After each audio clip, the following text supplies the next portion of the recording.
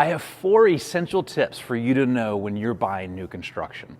Now, the key to unlocking all of these tips is knowing this. New sales representatives do not represent you as the buyer.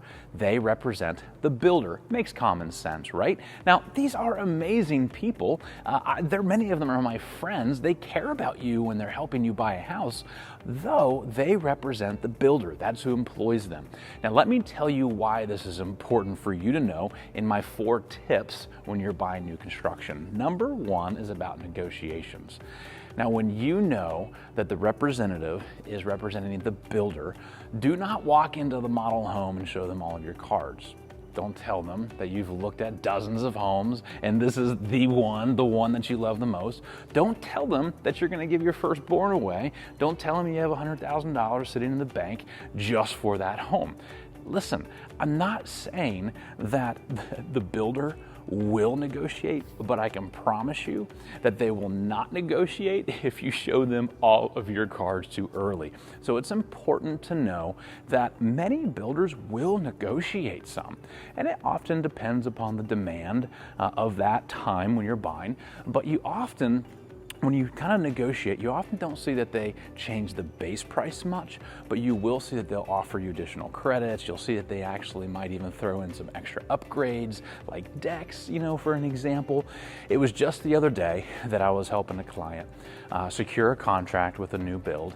And this is one of these track builders, so they build big neighborhoods. And we were trying to get an extra $10,000 to really savings for the client.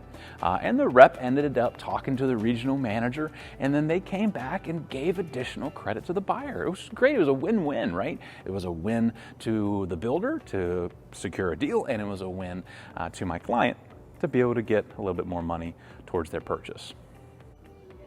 My second tip is to get everything in writing. Now, the sales representative will be the one often walking you around the lot that you're thinking about buying or the model home itself, and they are not the builder.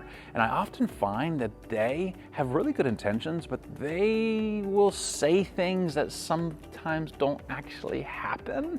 And again, I don't think they're trying to lie.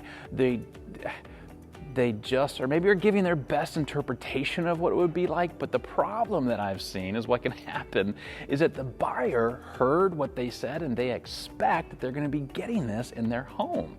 Now, I had one client early on, and I learned from this experience that a backyard was really important to them, and they wanted to put a pool in this backyard. So they walked every lot in the community, and they walked this one lot. They thought it was beautiful. It was a flat lot, and the lot had one of those silt fences, if you know what I'm talking about. In the county restrictions and inspection code often require for a silt fence to be put up. Well, they walk back there, the representatives say, yeah, the yard goes to the silt fence. So visually, you're sitting back there, it looks great, but the problem was when they went to closing and they actually saw where the sod was, it was 20 feet closer to the home. And here they are on closing day, having to close on a home, realizing they now cannot get a pool.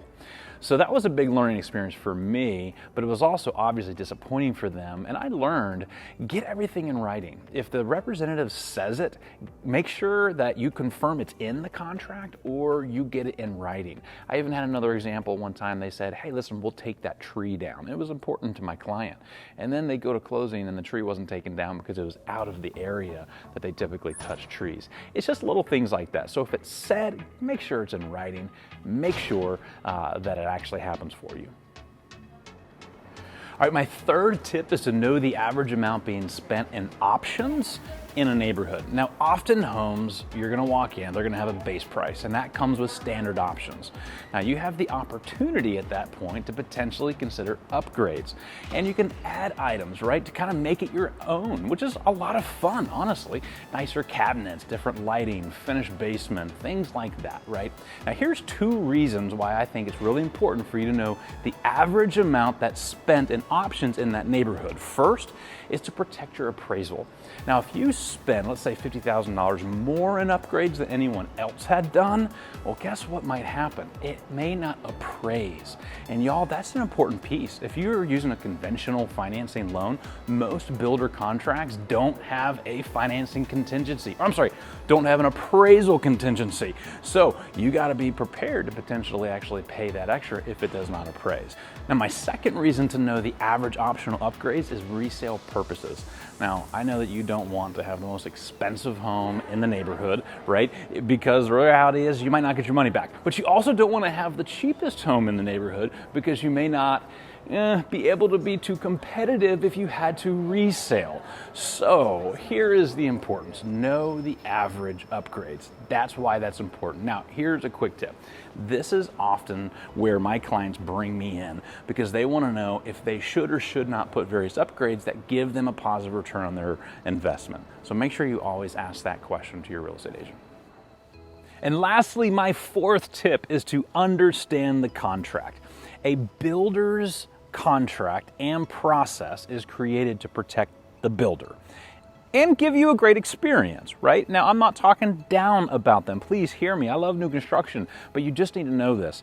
Know that the contract that a builder has written up, it's gonna have various items in it like timeline clauses. It's gonna have clauses on settlement date, potentially even material cost increase clauses.